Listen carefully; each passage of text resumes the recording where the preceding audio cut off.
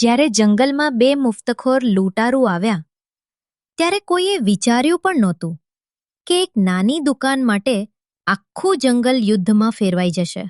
એવું તો શું થયું? ચાલો જોઈએ સ્ટોરીમાં. કાશીપુરના જંગલમાં ભારે વરસાદ સતત વરસી રહ્યો હતો. એક જૂના માળામાં મીનુ માસી ભૂખથી બેચેન બેઠી હતી.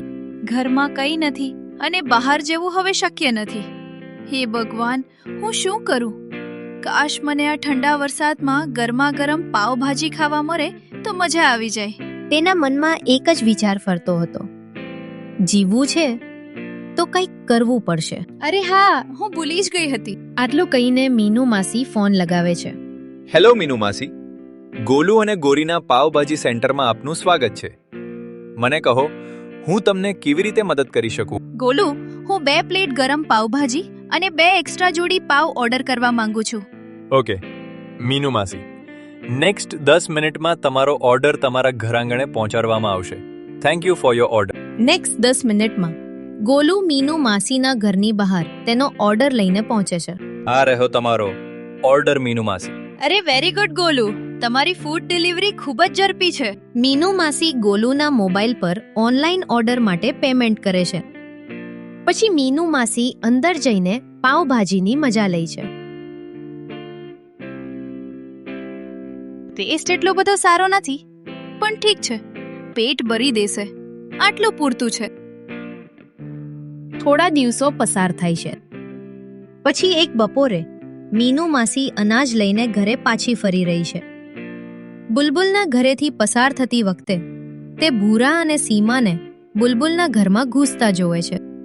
બુલબુલ 2 દિવસ પહેલા તેની માતાને મળવા જંગલમાંથી નીકળી હતી. તો આ ભૂરા અને સીમા તેના ઘરમાં શું કરી રહ્યા છે? હા, તેઓ ચોરી કરતા હશે. હું તેમને હમણાં જ પાઠ ભણાવીશ. મીનુ માસી બુલબુલની બારી પાસે આવે છે. સીમા, આજે તો કામ બની ગયું. આટલા દિવસોની ભૂખ અને તકલીફ પછી આખરે એટલું બધું અનાજ હાથ લાગ્યો. હા, પતી ગયો. પણ અહીં એક ક્ષણ પણ રોકાવું ખતરનાક છે. કોઈ જોઈ લે તેના પહેલા નીકળી જઈએ. બંને ઝડપથી બહાર નીકળવા જતા હોય છે. અરે, એટલી પણ શું ઉતાવળ છે? ચોરી કરીને જઈ રહ્યા છો અને એકવાર પણ પાછળ વળીને જોયું નથી? તમને જરા પણ શરમ નથી આવતી? ના ના, અમે આ અનાજ અહીં મૂકીને જઈશું. અમે તમને વચન આપીએ છીએ, અમે ફરી ક્યારેય ચોરી નહીં કરીએ. ના સીમા, તમે જૂઠું બોલી રહ્યા છો, એટલે હું પોલીસ બોલાવીશ. જો હું તમને બંનેને જવા દઉં તો શું તમે ફરી ચોરી કરશો? અમારી પાસે કંઈ નથી કાકી. ના ઘર, ના કામ, ના ખાવાનું. જીવવા માટે જે મળ્યું એ રસ્તો પકડ્યો. પણ રસ્તો ખોટો છે. ચોરીથી પેટ ભરાય પણ ઇજ્જત ક્યારેય નહીં મળે. મહેનત મુશ્કેલ છે, પણ એ જ સાચો રસ્તો છે. અને કામની વાત કરીએ તો કાલે સવારે મારા ઘરે આવીને મળો, હું તમને કામ આપીશ. આલો, મારા અનાજમાંથી થોડું લઈ જાઓ. મીનુ માસી પોતાનું અનાજ લઈને પોતાના ઘરે પાછી ફરે છે. મીનુ માસી આ વિચારી રહી હતી ત્યારે જ તેને બહારથી સુગંધ આવે છે. મીનુ, તે બંનેને કહ્યું હતું, પણ હવે તું હું તેમને શું કામ આપીશ? વાહ વાહ વાહ વાહ, આ સુગંધ ક્યાંથી આવી રહી છે? મીનુ માસી ઘરમાંથી બહાર આવે છે. વાહ, આ સુગંધ મીઠુના ઘરેથી આવી રહી છે. એવું લાગે છે કે મીઠું આજે કંઈ ખાસ રાંધી રહી છે. સમય બગાડ્યા વિના મીનુ માસી મીઠુના ઘરે આવે છે.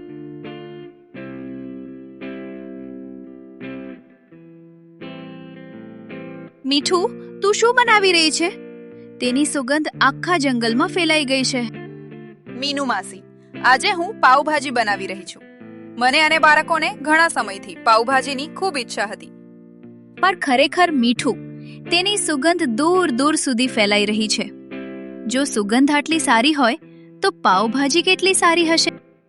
થેન્ક યુ મીનુ માસી. રાહ જુઓ, હમણાં પાવભાજી બની જશે.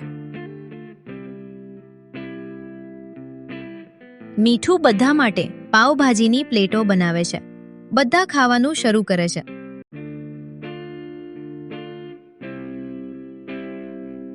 વાહ મમ્મી, આ પાવભાજી ખૂબ જ સ્વાદિષ્ટ છે. આ પાવભાજી ગોલુની દુકાનની પાવભાજી કરતાં પણ વધુ સારી અને ટેસ્ટી છે.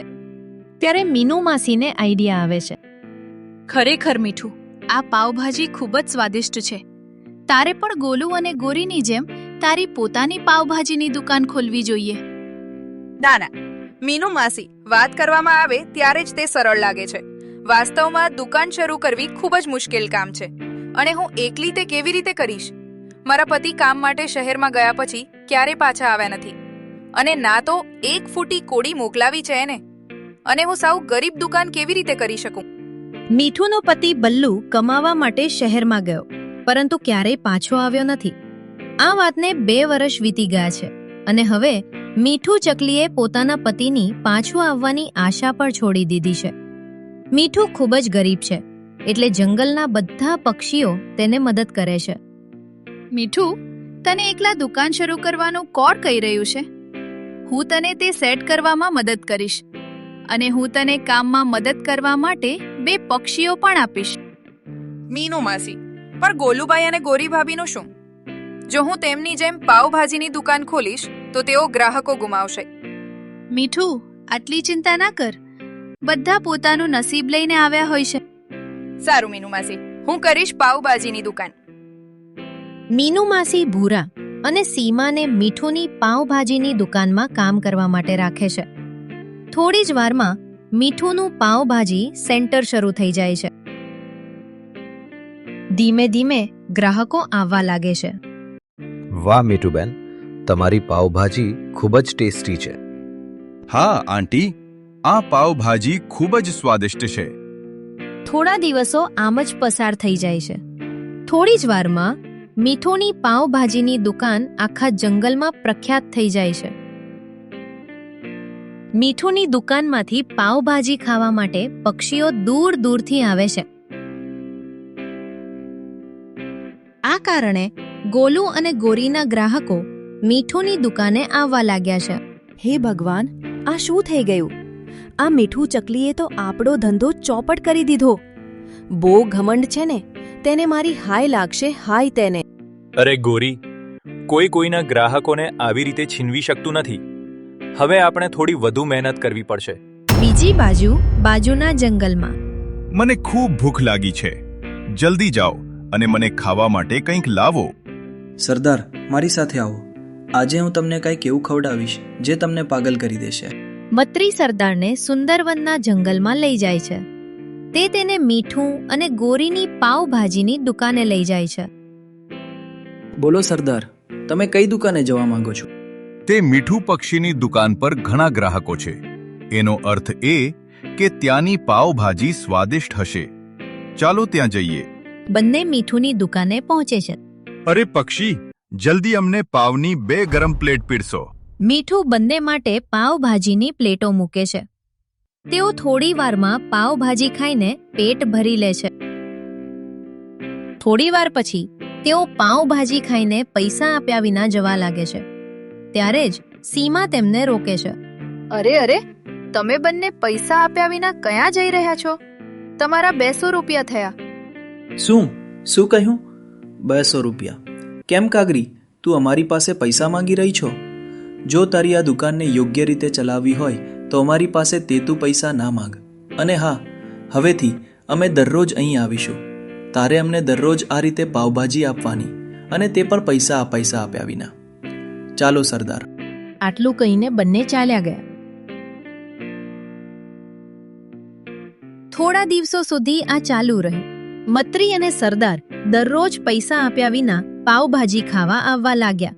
પછી એક દિવસ મિનીનું માસી એ પૈસા આપ્યા વિના તેમને પાવભાજી પીરસવાની ના પાડી.